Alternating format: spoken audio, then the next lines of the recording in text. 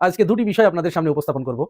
প্রথমটি অত্যন্ত হৃদয় বিদারক এবং পৃথিবীর শ্রেষ্ঠ মানুষ বলে যারা নিজেদেরকে দাবি করে তাদের নীতি নৈতিকতা, তাদের মানবাধিকার, তাদের মানবিকতা কোন পর্যায়ে গিয়ে দাঁড়িয়েছে সেই বিষয়টি একটু কথা বলবো। আর দ্বিতীয় বিষয় হচ্ছে বাংলাদেশের রাজনীতিতে আজ বীর চট্টলায় জামাত ইসলাম অভূতপূর্ব একটি ঘটনা ঘটিয়েছে, সেই বিষয়ে অল্প একটু আলোকপাত করব। তাহলে প্রথমে আমরা আসুন বিদেশের ওই বিষয়টা দিয়ে শুরু করি। তারা এরকম ঘটনা ঘটাই দিতে পারে, তাদেরকে ভয় দেখায় লাভ নাই। তাদের আইডি হ্যাক কইরা ওইসব কথা বইলা যে ওনারা নারী বিদ্বেষী বইলা লাভ নাই। কেউ বিশ্বাস করবে না, কোন ষড়যন্ত্রই আটকাইতে পারবে না। যত রকম গুজবি ছড়ান না কেন, সফল হইতে পারবেন না। দেখেন, লেখা রাখেন, সফল হইতে পারবেন না। হিতে বিপরীত হবে, উল্টাটা হবে। ওনাদের সুনাম আরো বেড়ে যাবে। হ্যাঁ ভাই, ওনাদের সুনাম আরো বেড়ে যাবে। আপনি নিজেই তো পলাতক ছিলেন 17 বছর। 17 বছর ভিডিও কলে রাজনীতি করে জনগণ আপনাকে গুপ্ত বলে, সেই দুঃখে এখন আপনি জামাত শিবিরকে গুপ্ত বলতে চান। ওই শেখ হাসিনার বয়ানে বাংলাদেশের রাজনীতি চলবে না। দিল্লির চশমা চোখ থেকে খুলে বাংলাদেশের রাজনীতি করুন, আপনাকে আমন্ত্রণ জানাবো।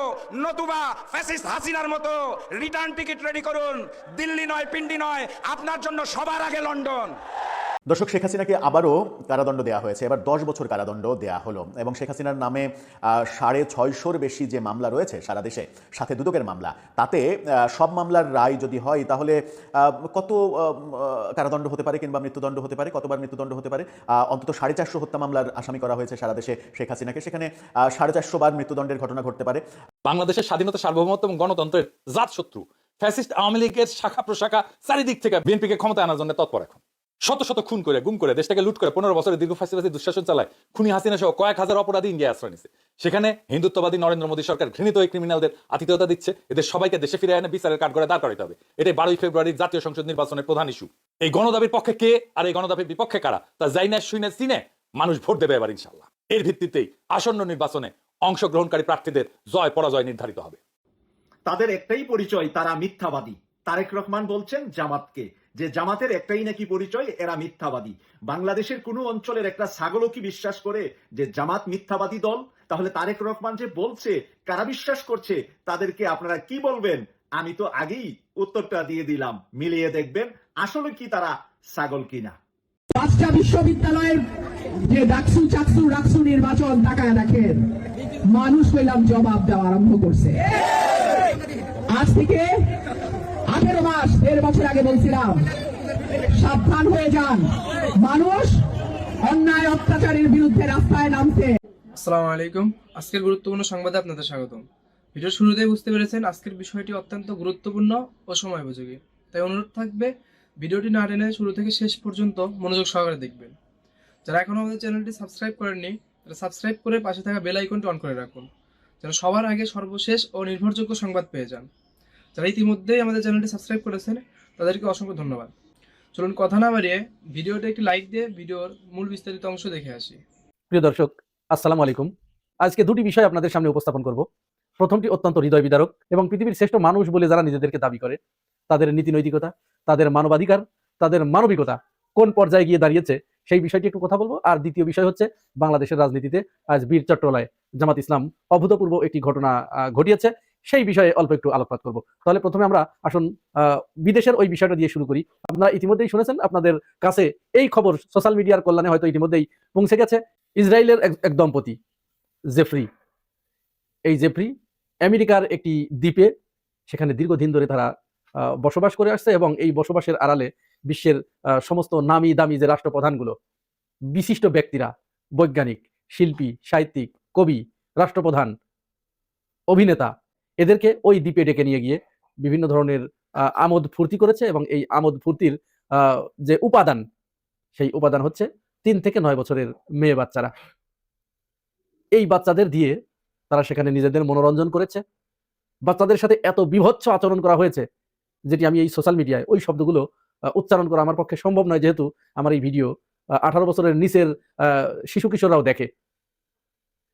3 থেকে 9 বছরের বাচ্চাদের নিয়ে গিয়ে তারা অত্যন্ত ঘৃণ্য কাজ, সেখানে তাদেরকে রেপ করা হয়, সেখানে তাদেরকে জোর করে প্রেগন্যান্ট করা হয়, তারপরে তাদেরকে অ্যাবর্শন করিয়ে সেই যে বাচ্চা, ছোট বাচ্চা যেটা 3 মাস 4 মাস 5 মাসের, এইটাকে বের করে ওই মাংস পুড়িয়ে তারা কাবাব বানিয়ে খায় এবং ওই মাংসের জুস বানিয়ে খায়।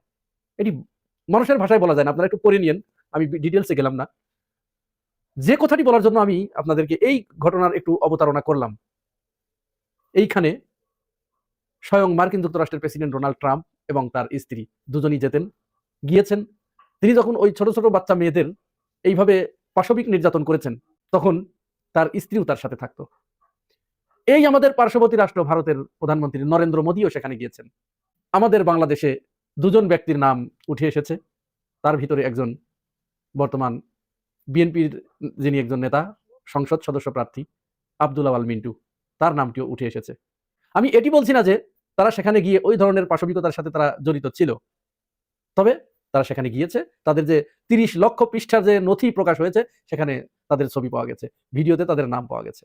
অর্থাৎ ওই প্রোগ্রামে যারা যারা গিয়েছে, ওই দম্পতি ইসরায়েলের বাসিন্দা, তাদেরকে ব্ল্যাকমেইল করার জন্য তাদেরকে ছবি তুলে রেখেছে, তাদের ভিডিও করে রেখেছে, সবকিছু করেছে। এবং এটা কিন্তু ওই যারা বিলিয়নিয়ার তারা। সুতরাং এরকম মস্তিষ্ক বিকৃত লোকেরা যখন বাংলাদেশের রাজনীতিতে আসে, যখন পৃথিবীটাকে শাসন করে, তখন সেই পৃথিবীর অবস্থা কোথায় যায় এবার আপনারাই চিন্তা করুন। অথচ এই মানুষগুলোই তো প্রতিনিয়ত আমাদেরকে মানবাধিকার শেখায়, নারীর স্বাধীনতা শেখায়, নারীর অধিকারের কথা বলে। এই মানুষগুলো আমরা শুধু এদেরকে ঘৃণাই করতে পারি, ঘৃণা ছাড়া এদের আর কিছু করার মতো আমাদের সাধ্য নাই। যদি আমাদের সাধ্য থাকতো তাহলে তাদের বিচার আমরা নিশ্চিত করতে পারতাম। যাই হোক, এবার আমরা জামাত ইসলামের বিষয়ে চলুন একটু ঘুরে আসি। জামাতের বিষয়ে বলতে গিয়ে প্রথমেই যে কথাটি বলবো, আমাদের বিএনপির বর্তমান চেয়ারম্যান জনাব তারেক রহমান, তিনি মনে হয় অত্যন্ত নার্ভাস ফিল করছেন। বিগত এই কয়েকদিনের কথাবার্তায় তার ভিতরে আমরা অত্যন্ত নার্ভাসনেস দেখেছি। তিনি তার দলের সমস্ত টিমকে সাথে নিয়ে আদর্শ দিয়ে এবং কাজ দিয়ে জামাতকে মোকাবেলা করতে সম্পূর্ণরূপে ব্যর্থ হয়েছেন, যার কারণে দিকে দিকে চারিদিকে টেকনাফ থেকে তেতুলিয়া পর্যন্ত জামাতের জন্য এক জয়কার ধ্বনি শুরু হয়ে গেছে। সবচেয়ে মজার ব্যাপার হচ্ছে, রাঙামাটিতে মারমা, চাকমা, গারো এই সমস্ত মানুষের উপস্থিতিতে তারা জামাতের পক্ষে, দাঁড়িপাল্লার পক্ষে বিশাল মিছিল করেছে, যেটা স্বাধীনতার পরে কখনো এটির নজির নাই। একটু ভিডিওটা দেখুন আপনারা।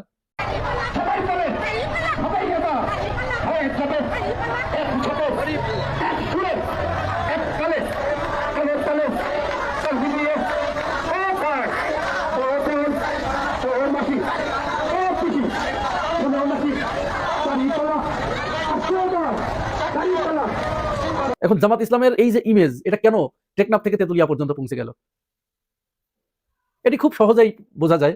অর্থাৎ জামাত 5 আগস্টের পর থেকে যে রাজনীতি করে এসেছে, যে ওয়েলফেয়ার পলিটিক্স করে এসেছে, যে মানব কল্যাণমূলক কাজ করে এসেছে, তারা তাদের কথা এবং কাজ দিয়ে মানুষকে সম্পূর্ণ বুঝিয়ে দিয়েছে যে তারা মানুষের জন্য নিরাপদ, তারা মানুষের বসবাসযোগ্য, গরিব দুঃখী মেহনতি মানুষের বসবাসযোগ্য, এবং শুধু গরিব দুঃখী নয়, রাষ্ট্রের টপ টু বটম পর্যন্ত যারা বসবাস করে, ফকির থেকে কোটিপতি পর্যন্ত, প্রত্যেকের জন্য একটি নিরাপদ বাংলাদেশ তিনি উপহার দিতে পারবেন, এই বিশ্বাস মানুষের হৃদয়ের ভিতরে গেঁথে গেছে। যার কারণে শোবিজের তারকা থেকে শুরু করে শিল্পী, কবি, এমনকি যারা পোশাক পরতে চায় না, যারা হিজাব পরতে চায় না, নেকাব পরতে চায় না, এই সমস্ত পোশাকের ব্যাপারে যাদের আপত্তি আছে, যারা শর্টকাট পোশাক পরতে চায়, যারা কোনোদিন জামাত ইসলামের কথা 2 চোখ দিয়ে শুনতে পারে নাই, সেই সমস্ত মানুষও মনে প্রাণে চাচ্ছে জামাত ইসলাম ক্ষমতায় আসুক। আর এইগুলো দেখেই আমাদের বিএনপির চেয়ারম্যান জনাব তারেক রহমান, তিনি অত্যন্ত ভীত সন্ত্রস্ত হয়ে, তার কথার ভিতরেই ইদানিং সেই নার্ভাসনেস পাওয়া যাচ্ছে। তিনি সম্প্রতি একটি কথা তিনি বলেছেন, 71 সালের ইজ্জত লুণ্ঠনকারী এই কলঙ্ক মানুষদের সাথে যারা ঘনিষ্ঠতা গড়ে তুলবে, তাদের আশেপাশে যারা থাকবে তারাও কলঙ্কিত, তারা নিজেরাও সেরকম পাপিষ্ট। তো এটা তো 2026 সাল, জনাব তারেক রহমান হয়তো ভুলে গেছেন, তিনি হয়তো তার অতীত তিনি স্মরণ রাখেন নাই, যার কারণে তিনি এই কথাটি বলে ফেলেছেন। অথবা তিনি তার দলের, তার যারা উপদেষ্টা আছে, তাকে যারা পরামর্শ দেন, তাদের পরামর্শে তিনি এই কথাটি বলে ফেলেছেন।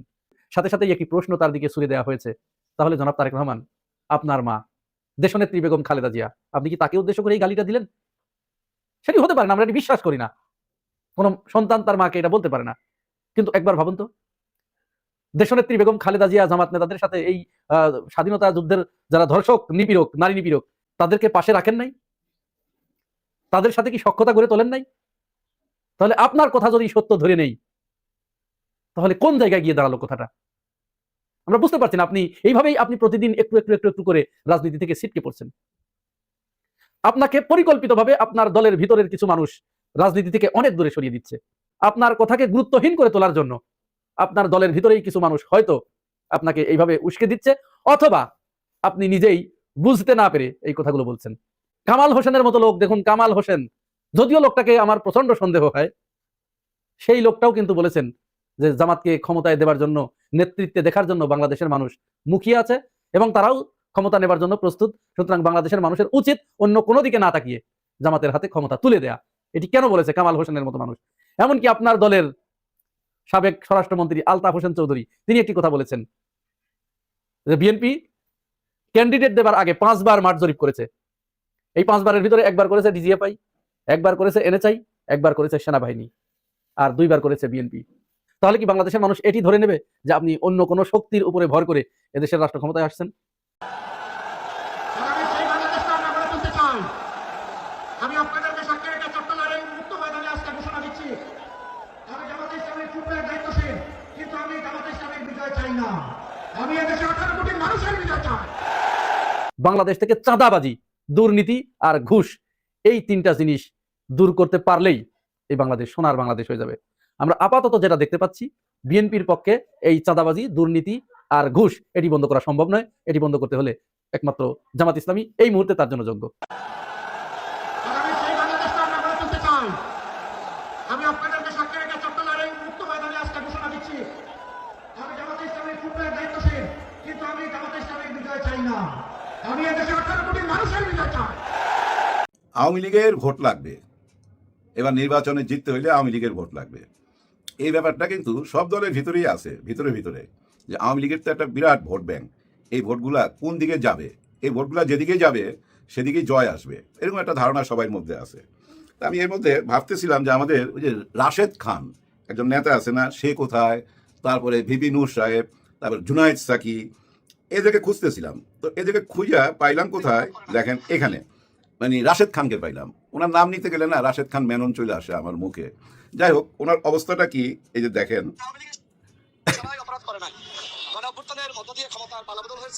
আমি আওয়ামী লীগের নেতাকর্মীদেরকে বলবো যে আপনারা ধানের শেষ প্রতীকে ভোট দিয়ে বিএনপিকে বিজয় করুন, কারণ এইবারের নির্বাচনটা কিন্তু স্বাধীনতার পক্ষের শক্তি এবং স্বাধীনতার বিপক্ষের শক্তি নির্বাচন। স্বাধীনতার পক্ষের শক্তি এবং স্বাধীনতার বিপক্ষের শক্তির নির্বাচন এবারে নির্বাচন। আর আমরা জানি এবারে নির্বাচন একটা নতুন দেশ গড়ার নির্বাচন। ওনার কাছে ওইটাই স্বাধীনতার পক্ষের শক্তি আর স্বাধীনতার বিপক্ষের শক্তি, এটাই ওনাদের নির্বাচন। এই কথাটা উনি কেন বলতেছে, উনি কেন ভোট চাইতেছে ধানের শীষের জন্য? ওনারা আসলে না মাথায় বুদ্ধি কম। আরে ভাই, নৌকার ভোট যদি নিতে চান আমার পরামর্শ নেন, আমি আপনাদের বুদ্ধি দেই।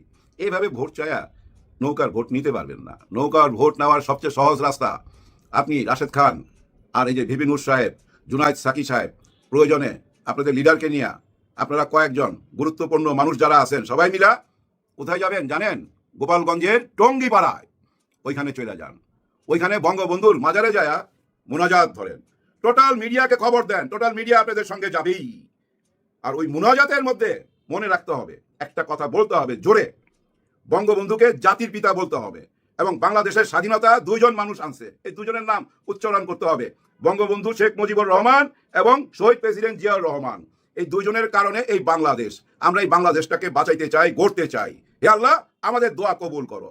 এরকম জোরে বক্তব্য দিয়া, মানে জোরে দোয়া চাইতে হবে। দেখেন সমস্ত ভোট আপনাদের দিকে চলে যাবে, কেউ ঠেকাইতে পারবে না। এমন তো না যে আইনে লেখা আছে টঙ্গিপাড়ায় ওই মাজারে কেউ যাইতে পারবে না, শেখ মুজিবুরের কবরস্থানে কেউ যাইতে পারবে না, এমন কোনো আইন কি আছে আমাদের এই নির্বাচন কমিশনের মধ্যে? আমার তো মনে হয় না, এরকম কোনো আইন নাই। এই কাজটা করেন, দেখবেন কেউ ঠেকাইতে পারবে না, জোয়ার চলে আসবে, জোয়ার। 40% ভোট তো ওনাদের আছে আর আপনাদের 40%। এই যে জরিপগুলো হইতেছে না, এই যে 40% এবং আওয়ামী লীগের 40%, 80%। হাই হাই হাই হাই, কে ঠেকায়? ওই আগের জায়গায় পড়ে রইল জামাতে ইসলাম, 11 দল নিয়ে হয়তো 20টা সিট পাবে, আর 280টা আপনারা। যদি একবার যাইতে পারেন টঙ্গিপাড়ায়, সহজ রাস্তা বললাম ভাই, সহজ রাস্তা, অন্যভাবে কেউ নিয়েন না। কারণ আপনারাই তো বলতেছেন আমাদেরকে ভোট দেন, আপনাদের সঙ্গে আছি। আপনারাই বলতেছেন যেসব মামলা ধামলা হয়েছে এগুলা সব উঠে নেবো, আমাদেরকে ভোট দেন। কিন্তু কথা হয়েছে কি জানেন, যাদের বিরুদ্ধে মামলা হয়েছে তারা তো জানে, যারা জেলে গেছে তারা জানে, যে পরিবারে একটি মানুষ জেলে গেছে ওই পরিবারে কি অবস্থা হয় তারা জানে। আপনারা যারা মামলা বাণিজ্য করছেন, দাবড়াইছেন, দৌড়াইছেন, ঘরে ঘুমাইতে দেন নাই গত 16 মাস, এখন যত কথাই বলেন না কেন বিশ্বাস করবে না। হ্যাঁ, ওরা বুঝতেছে তো ভোটের জন্য বলতেছেন। আওয়ামী লীগ থেকে 3টা ভাগ আছে ভাই। একটা ভাগ এই যে এখন যাদের কথা বললাম, যাদের উপরে জুলুম হয়েছে গত 16 মাস, যারা বাঁচার জন্য আশ্রয় খুঁজতেছে, এরা কাদেরকে ভোট দিবে? এরা ভোট দিতে গিয়া 10 বার না ভাই 100 বার চিন্তা করবে, 100 বার। এদের ভোট কোন দিকে যাবে আপনারা বুঝ জানেন। আমাকে যারা জুলুম করছে, আমার উপরে যারা অত্যাচার করছে, আমি তাকে ভোট দেবো নিশ্চয়ই না। কারণ আরেকজন তো আছে যে আমার উপর অত্যাচার করে না, এই বরঞ্চ আমাকে বলছে আমার হাতে কর্ম তুলে দিবে, আমাকে বিদেশে পাঠাবে, এখানে কাজ কাম শিখায়া, আমি তো তাকেই ভোট দেবো। গেল একটা, আরো 2টা আছে। এর মধ্যে আরেকটা আছে কি জানেন, এই আওয়ামী লীগের মধ্যে ভালো মনের বিবেকবান মানুষ, শিক্ষিত মানুষ, জ্ঞানী মানুষ। ইনারা কাদের কথা ভাববে বলেন তো? ওনারা নিরপেক্ষভাবে ভাববে আসলেই তো আওয়ামী লীগ অনেক অন্যায় করছে। 36 দিনে 1,500 মা বোনের বুক খালি করছে, 25-26 হাজার ভাই বোনকে পঙ্গু করছে, হাসপাতালে গেছে, হাসপাতালে চিকিৎসা নিতে দেয় নাই, ওইখানে যায় বলে আসছে এদেরকে কেউ চিকিৎসা দিবা না, এদেরকে পাইলে পুলিশে ধরাইয়া দিবা। আওয়ামী লীগের মাইন্ডের যারা ডাক্তার ছিল ওইসব ডাক্তাররা চিকিৎসা দেয় নাই। কত নিষ্ঠুরতা চিন্তা করেন। যুদ্ধের ময়দানেও তো ভাই যদি শত্রু গুলি খায় তাকেও সেবা দেওয়া হয়, তারও চিকিৎসা করা হয়, কিন্তু তা করা হয় নাই। এখন আপনারা বলেন এই বিবেকবান মানুষগুলা এই কথাগুলা ভাববে না? এই ব্যাপারগুলো ওনারা চোখের সামনে তো দেখতে পাচ্ছে এই সোশ্যাল মিডিয়া। এই বিবেকবান মানুষগুলা ভোট দেওয়ার সময় কোন দিকে ভোট দিবে আপনারাই বলেন। আরেকটা ভাগ আছে, তারা কারা? তারা ভাই অন্ধভাবে বিশ্বাস করে, পীর মনে করে শেখ হাসিনাকে, ওনাদের আপাকে। ওনাদের আপা যা বলবে তাই করবে। বলছিলাম শেখ হাসিনার আবারও কারাদণ্ডের ঘটনা ঘটেছে এবং শুধু বাংলাদেশের গণমাধ্যম না, ভারতের গণমাধ্যমও এই ব্যাপারগুলোকে তুলে আনছে। বাংলাদেশের গণমাধ্যম 71 টিভির শিরোনামটা দেখে নিন। তারা বলছে প্লট বরাদ্দে জালিয়াতি, শেখ হাসিনার 10 বছর ও টিউলিপের 4 বছরের কারাদণ্ড। মানে টিউলিপের আবার কারাদণ্ড, এর আগে একটা মামলায় কারাদণ্ড হয়ে ব্রিটেনের সঙ্গে সম্পর্কের একটা জটিলতা তৈরি হচ্ছিল, আবারও আরেকটা মামলায় নতুন করে তার কারাদণ্ড দেওয়া হলো। তার মানে বর্তমান সরকার যুক্তরাজ্যের সঙ্গে সম্পর্ক কোন দিকে যাচ্ছে সেগুলো আসলে কেয়ার করতে চাচ্ছে না, এবং চাচ্ছে না বলেই এই ঘটনাগুলো দ্বিতীয়বারের মতো বোধহয় ঘটতে আমরা দেখলাম। যদিও এখানে বলা হতেই পারে যে আদালতের সঙ্গে তো সরকারের সম্পর্ক নেই, কিন্তু গত 54 বছরের ইতিহাস বলে সরকারের সঙ্গে আদালতের সম্পর্ক আছে কি নেই এটা বাংলাদেশের মানুষের চাইতে আর কেউ ভালো জানে না। 71 টেলিভিশন যখন এই শিরোনাম দিচ্ছে তখন ভারতীয় ইন্ডিয়ান এক্সপ্রেস তারা যে শিরোনামটা দিচ্ছে তাদের শিরোনামটা দেখে নিন। সেখানে বলছে বাংলাদেশের ousted prime minister Sheikh Hasina sentences to 10 years in 2 corruption cases। 71 television যেটা বিস্তারিত বলছে সেটা হচ্ছে রাজধানীর পূর্বাচল নতুন শহর প্রকল্পে 10 কাঠা সরকারি প্লট বরাদ্দ নেওয়ার অভিযোগে দুর্নীতি দমন কমিশনের পৃথক 2 মামলায় ক্ষমতাচ্যুত সাবেক প্রধানমন্ত্রী শেখ হাসিনার 5 বছর করে 10 বছরের কারাদণ্ডের আদেশ দেওয়া হয়েছে। এই পৃথক 2 মামলায় শেখ রেহানার মেয়ে টিউলিপ রেজনা সিদ্দিকীকে 2 বছর করে 4 বছর কারাদণ্ড দিয়েছেন আদালত। ঢাকার বিশেষ জজ আদালত 4-এর বিচারক রবিউল আলম এই রায় ঘোষণা করেন। শেখ হাসিনা এবং টিউলিপের মামলার বিবরণে জানা যায় ক্ষমতার অপব্যবহার ও অনিয়মের মাধ্যমে পূর্বাচল নতুন শহর প্রকল্পে 10 কাঠা প্লট বরাদ্দ নেওয়ার অভিযোগে গত বছর 13 জানুয়ারি রাদওয়ান মুজিব সিদ্দিকের বিরুদ্ধে মামলা করেন দুর্নীতি দমন কমিশনের সহকারী পরিচালক রাশিদুল হাসান। ওই মামলায় টিউলিপ রেজনা সিদ্দিকী ও শেখ হাসিনা সহ মোট 16 জনকে আসামি করা হয়। তদন্ত শেষে একই বছরের 10 মার্চ মামলা তদন্তকারী কর্মকর্তা দুদকের সহকারী পরিচালক রাশিদুল হাসান 18 জনের বিরুদ্ধে আদালতে চার্জশিট দাখিল করেন। এই মামলায় 28 জনের সাক্ষী নেওয়া হয়। শেখ হাসিনা ও টিউলিপের আরেক মামলার অভিযোগ থেকে জানা যায় ক্ষমতার অপব্যবহার ও অনিয়মের মাধ্যমে পূর্বাচল নতুন শহর প্রকল্পে 10 কাঠা প্লট বরাদ্দ নেওয়ার অভিযোগে গত বছরের 13 জানুয়ারি আজমিনা সিদ্দিকের বিরুদ্ধে মামলা করেন দুদকের সহকারী পরিচালক আফনান জান্নাত কেয়া। মামলায় টিউলিপ ও শেখ হাসিনা সহ 16 জনকে আসামি করা হয়। তদন্ত শেষে গত বছরের 10 মার্চ আরও 2 আসামি সহ মোট 18 জনের বিরুদ্ধে আদালতে চার্জশিট দাখিল করা হয়। মামলার বিচার চলাকালে 31 জন সাক্ষী আদালতে সাক্ষ্য প্রদান করেন। এখন ব্যাপার হচ্ছে যে এই যে টিউলিপের ভাই এবং টিউলিপের বোন তাদের নামে প্লট বরাদ্দের জন্যই মূলত এই মামলা। সেখানে শেখ হাসিনা হচ্ছে প্রধানমন্ত্রী থাকা অবস্থায় তিনি ক্ষমতার অপব্যবহার করেছেন, অপব্যবহার করে এই প্লট দিয়েছেন। 10 কাঠা একটা বিশাল ব্যাপার, 10 কাঠা প্লট কেন দিলেন ক্ষমতায় থাকা অবস্থায় সেটা একটা ব্যাপার। আর টিউলিপ ব্রিটেনে বসে থেকে ক্ষমতার অপব্যবহার করেছেন কিভাবে? তিনি ফোন করে তার খালাকে প্রভাবিত করেছেন যে আমার ভাইকে আমার বোনকে প্লট দিতে হবে। তিনি ফোন করে বাংলাদেশি কর্তৃপক্ষকে প্রভাবিত করেছেন। এই হচ্ছে টিউলিপের অভিযোগ। এখন টিউলিপ ব্রিটেনের এমপি মন্ত্রী ছিলেন, সেই ক্ষমতার অপব্যবহার করেছেন বলেই বলা হচ্ছে। এর আগের মামলাতেও ঠিক একই রকমভাবে ক্ষমতার অপব্যবহার করার জন্যই তার শাস্তি হয়েছিল। এবার আবারও শাস্তি হলো 2 মামলায়। এখন পর্যন্ত 3 মামলায় তার শাস্তি আমরা হতে দেখলাম। যদিও ব্রিটেনের ক্ষমতাসীন লেবার পার্টি এবং ব্রিটেন সরকার, ব্রিটেনের আইনজীবী, ব্রিটেনের পার্লামেন্ট মেম্বার সবাই একযোগে এর আগের মামলার ব্যাপারে তাদের অবস্থান প্রকাশ করেছিলেন যে এগুলো বাংলাদেশের দুদকের মিথ্যা বানোয়াট ভুয়া অভিযোগ এবং টিউলিপকে আত্মপক্ষ সমর্থনের কোনো সুযোগ না দিয়ে এই অভিযোগগুলো আনা হয়েছে এবং একতরফাভাবে আদালতে সিদ্ধান্ত নেওয়া হয়েছে। এই অভিযোগ তারা করেছিলেন। এখন দেখার বিষয় যে এবারে আরও 2টা মামলার রায় হলো, যেখানে টিউলিপের 4 বছরের কারাদণ্ড হলো এবং শেখ হাসিনার 10 বছর কারাদণ্ড হলো। এর প্রেক্ষিতে শেখ হাসিনার ব্যাপারে হয়তো ব্রিটেন কিছু বলবে না, কিন্তু টিউলিপের ব্যাপারে নিশ্চয়ই ব্রিটেন কিছু বলবে। তারা নতুন করে কি বলেন এবং বর্তমানে আমরা যেটা লক্ষ্য করছি যুক্তরাজ্যের সঙ্গে বাংলাদেশের সম্পর্ক ভালো নয় এবং যুক্তরাজ্য বাংলাদেশে নির্বাচনে সম্ভবত পর্যবেক্ষক পাঠাচ্ছে না, আমেরিকাও পাঠাচ্ছে না, এরকম একটা বাস্তবতায় আমরা কি প্রত্যাশা করতে পারি? আমরা কি ঠিক পথে এগোচ্ছি, নাকি রাজনৈতিক প্রতিহিংসা কাজ করছে এই ব্যাপারগুলোতে? কেউ যদি দোষী হয় তার শাস্তি অবধারিত, শাস্তি হতেই হবে, কিন্তু কোনো ক্ষেত্রে যদি শুধুমাত্র রাজনৈতিক প্রতিহিংসা কাজ করে, বিশেষ করে আমার মনে হয় যে শেখ হাসিনার ব্যাপারে আপনি দেশের নাগরিক, দেশের সেগুলো আপনার মতো করে আপনি করলেন, কিন্তু টিউলিপ যখন ব্রিটেনের ক্ষমতাসীন দলের এবং ক্ষমতাসীন পার্লামেন্ট মেম্বার এবং তিনি মন্ত্রী ছিলেন, বাংলাদেশের অভিযোগের প্রেক্ষাপটে তিনি মানে আত্মসম্মান রক্ষার্থে মন্ত্রিত্ব থেকে পদত্যাগ করেছিলেন, যদিও তাদের বিভিন্ন তদন্তে তারা পরবর্তীতে বলেছে যে টিউলিপের বিরুদ্ধে কোনো ধরনের কোনো অভিযোগ প্রমাণিত হয়নি, তবুও ওটা তো ব্রিটেন, এটা তো বাংলাদেশ না যে হাজার অভিযোগ থাকলেও মন্ত্রী এমপিরা পদত্যাগ করবে না। ওরা করে, ওরা স্বচ্ছতার কারণেই করে, কিন্তু আমরা সেটা করি না, আমাদের সেই কালচার নেই।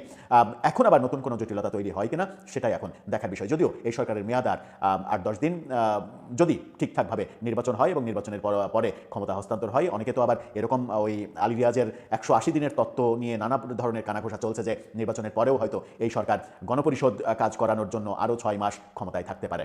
এতক্ষণ মনোযোগ সহকারে ভিডিওটি দেখার জন্য অসংখ্য ধন্যবাদ। ভিডিও সম্পর্কে আপনার কোনো মতামত থাকলে অবশ্যই কমেন্ট সেকশনে জানাবেন। যারা এখন আমাদের চ্যানেলটি সাবস্ক্রাইব করেননি, তারা চ্যানেলটি সাবস্ক্রাইব করে পাশে থাকা বেল আইকনটি অন করে রাখুন, যেন সবার আগে সর্বশেষ সংবাদ পেয়ে যান।